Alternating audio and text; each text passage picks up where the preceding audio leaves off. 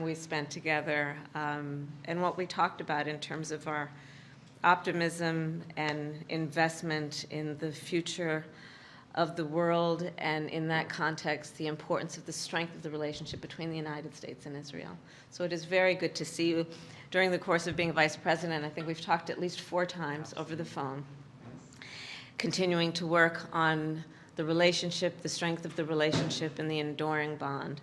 And as I have made clear, as the President, Joe Biden, has made clear, the United States has an unbreakable bond with Israel. And our commitment to Israel's security is ironclad. And throughout my career in public service, I will say that I have worked on this relationship, whether it was when I was District Attorney of San Francisco, Attorney General of California, or a United States Senator. And I am particularly excited then, based on the work that we have done together and will continue to do, on the growing partnership we have in innovation, in technology, and our work to address the climate crisis. President Herzog, as you know, the last time I was in Israel, I spent some time touring the desalination plants and the work that is happening in Israel that really is a model for the rest of the globe in terms of how we use the best of innovation and science and technology to preserve some of our Earth's most natural and precious resources. And in that way, the work that you have done has inspired so many here in the United States as well.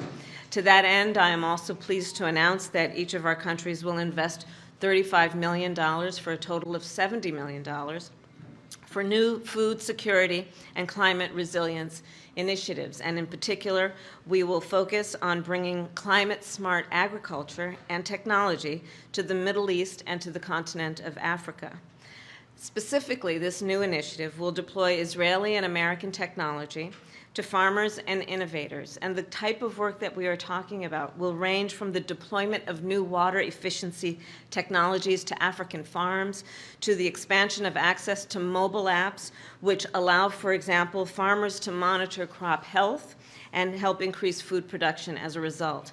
And Mr. President, you and I have talked about our work thus far on the African continent.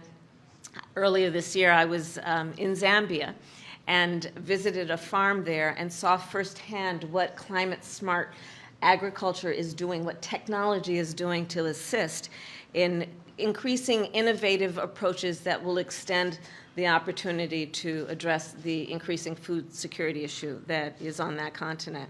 And the work that we are doing together, of course, will increase yield and crop quality while addressing the climate crisis as well.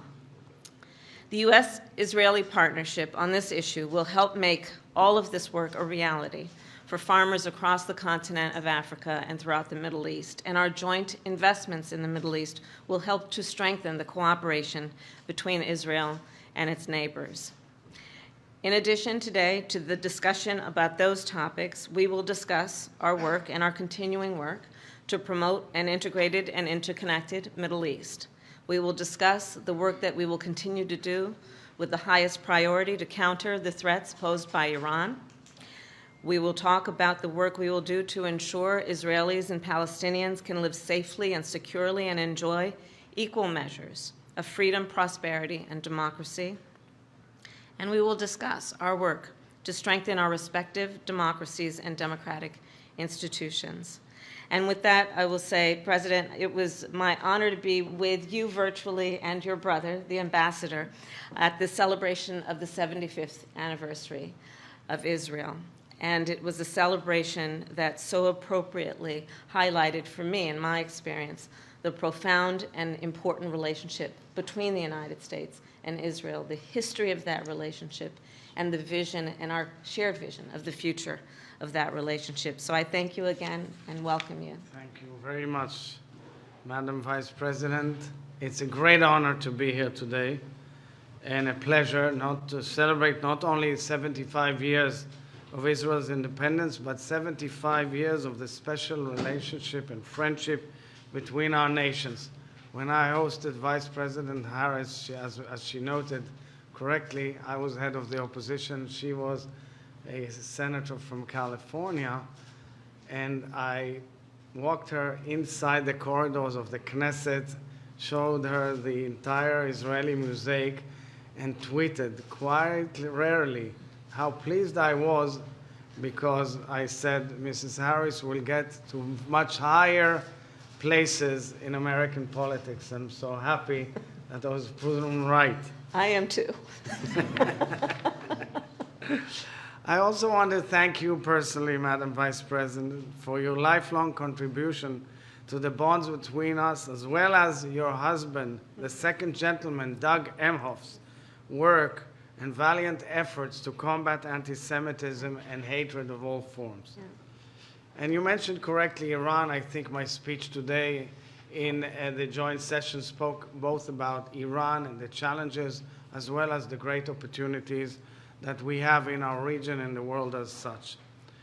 We've seen the Abraham Accords as a revolutionary breakthrough, which opens the imagination and therefore calls for further cooperation in many, many fields. And I repeat here again, Israel's hand remains extended and our hearts open to any partner in peace, near or far. This is our deepest aspiration. And of course, the remarkable value of cooperation has been evident across many spheres during the 75 years of Israel's independence. And I'm so pleased that, as was declared by Madam Vice President, we are harnessing today the broad infrastructure of our cooperation to introduce a new joint initiative to address a primary challenge of our time, which is the climate crisis, with its far-reaching implications and repercussions on life on Earth, and of course the possibility of nations to thrive and succeed under such complicated circumstances. I'm very proud that in Israel, my office is behind this nationwide initiative, which is called the Climate Forum. My forum, the Presidential Climate Forum, which is bringing together stakeholders from across the spectrum, government and public servants, scientists and researchers, entrepreneurs, investors, and civil society activists to harness their collective brainpower and creativity towards finding solutions that will benefit us all and humanity at large, including countries that were mentioned by Vice President Harris.